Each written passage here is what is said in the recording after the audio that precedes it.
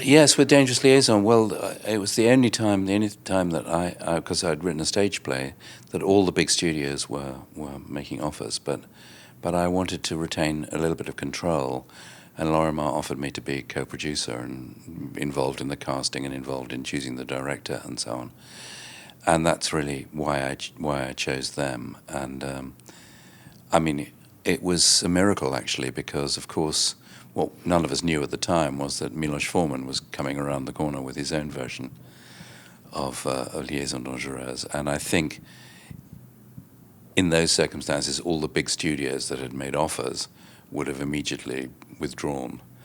But Lorimar was very kind of stubborn about it, and they made us promise that our film would be finished first.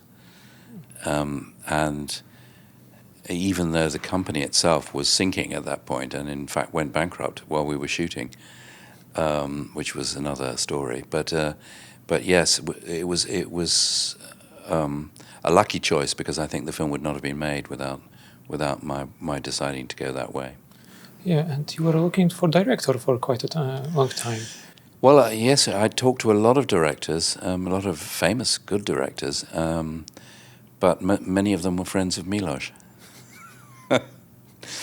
And I kept suggesting Stephen Frears, and they would always say, well, Stephen Frears, fine director, but he's never made a film like this. He's never made a kind of costume drama period picture. And I said, that's exactly why I want him. I want someone who's kind of insolent and doesn't care about traditions, and you know, to make a new kind of period picture. And eventually they you know, they were running out of options, so they did meet with him, and then they decided they would risk it.